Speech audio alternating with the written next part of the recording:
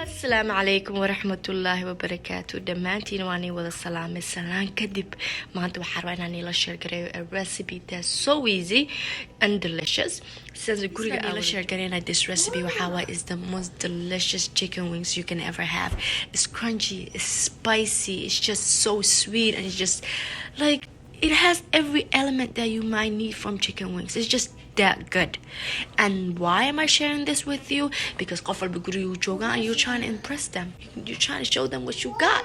And I got your back. So first thing first, into waxaan ku haystaa chicken wings, and this one waxa waaye the drum side. Waan soo dhaqay waxa fat tahay, you know, the skinny waxaas xoogaa yar. Now chicken keena oo noo yahay clean, waana dry gareeyay, so waxaan sameynayaa, I'm gonna put it aside right there. Waxaan hadda ku tusayaa the next step. Next step waxaa u baahan tahay cornstarch. Waxaan haystaa 1/4 of a cup in yara ku dar like 2 tablespoon aku daro extra inta waxaan ku haystaa 1/4 teaspoon of salt. Into also waxaan ku haystaa baking powder. Waxaan isticmaalaya about 1/4 teaspoon isticmaalaya. Into waxaan ku haystaa garlic. I'm just gonna use a little bit garlic, black pepper iyo paprika. Don't worry, everything I isticmaalayo hoosan igu soo qoraya description boxka marka u baahatiin. Just fiiriya cabirka iyo qiyaastii waxa uu meesha kala socon kartii inshallah. I'm gonna show you the next step. Now the next step waxa waa chicken ka flavor u yeelena, and I'm using 1 teaspoon of garlic right there. You know, don't worry, we're gonna massage everything together. Also waxaa sameynaya the salt right there. Okay, also waxaa kaloo ku daraya like just couple, it's like about xoogaa yar oo qiyaas saan lee sameeya marka black pepper ku daraya because qof walba qiyaastiisa asaa garanaya sooma. This. Okay, then again this one qiyaastaada, you know, just I like it so much, so ani waxaan ahay, you know, xoogaa ma u naxariisti. But that's enough for me. Hadda waxaan sameynaa waa massage gareynaya all of them kulli markaa cook gareeyo. I'm gonna show you the next. Wallah, you guys don't got the chicken can future ku leeyahay ayaa. Look, each side, yeah, the spices, the garlic, waxa uu ku dhigay. So this chicken is gonna be very crunchy, sweet and spicy. It's just gonna be so good. It's gonna be Asian flavored chicken wings.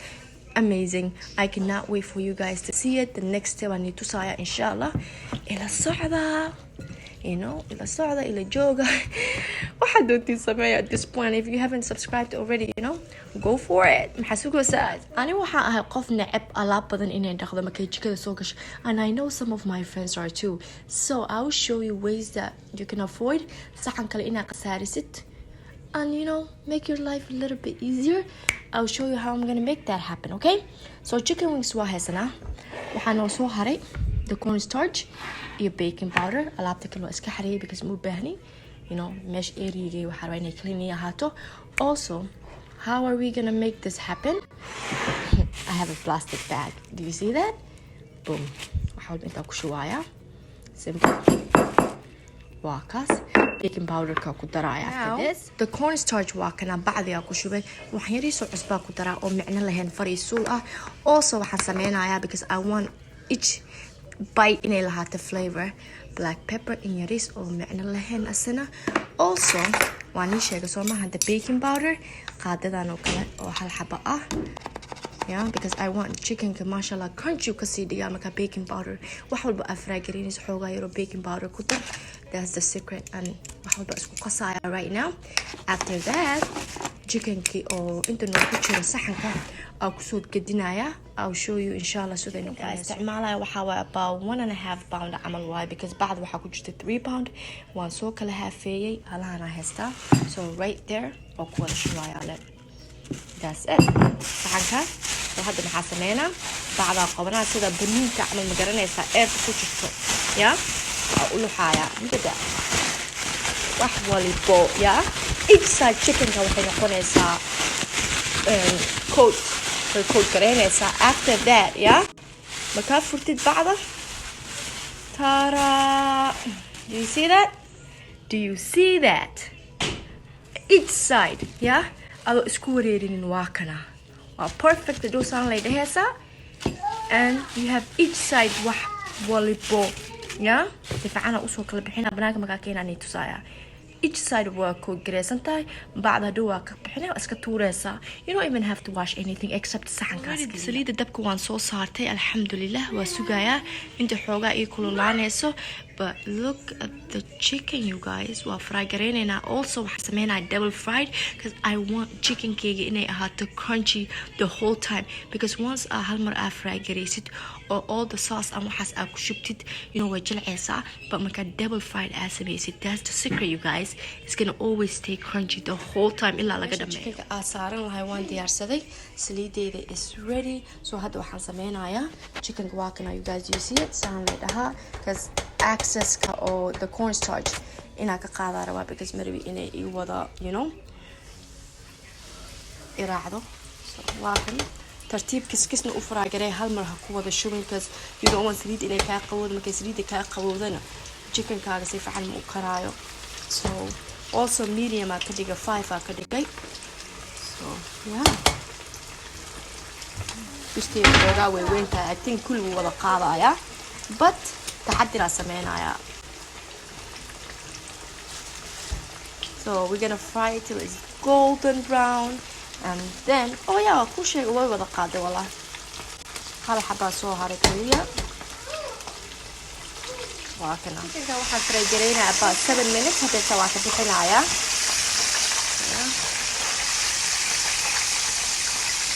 waa kana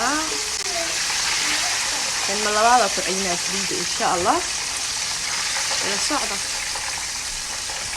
quruxeeda alxamdulilah ka soo wareegtay waan ku celinayaa same saliida mani bedelaay same saliid for the next say 5 minutes amal yeah iska ilaaliya tartiib iyo ku duwan saliida explode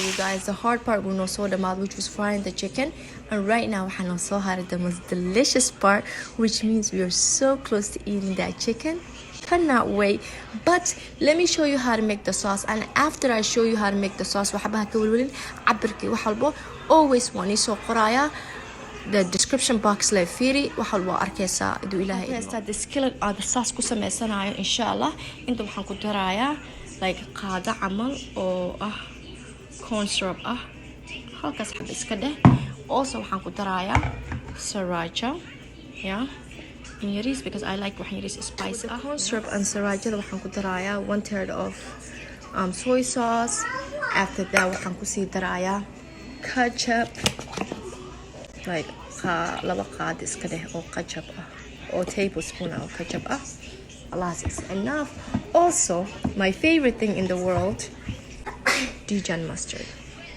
like waxyaris or like 1 teaspoon is enough for that also waxaan kaba ku sii darayaa a little bit of honey okay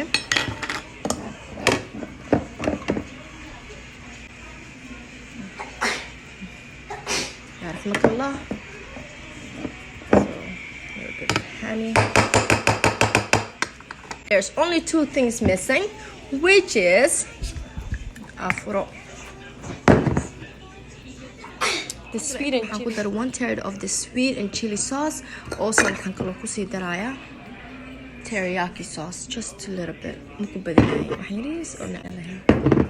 Just to have that beautiful Asian flavored chicken wings. But also it's spicy, crunchy.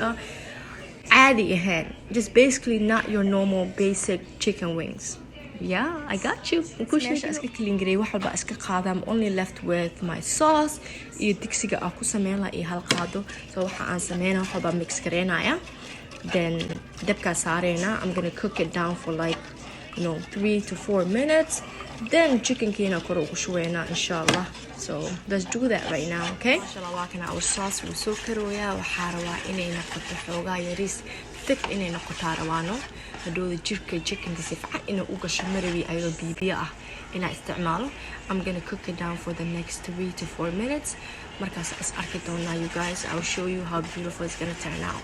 This is what I was looking for. Look how pretty this sauce looks. It's like sweet and spicy and just amazing. So hadda waxaan sameynayaa, you guys already know chicken wings walking and they were just chilling here.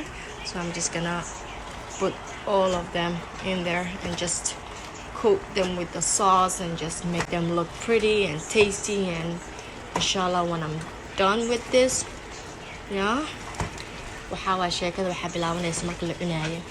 So hey, yeah, it's got a hit. Walking up, etiquette, yeah, look beautiful. Beautiful. It looks like barbecue. Moho barbecue maahan.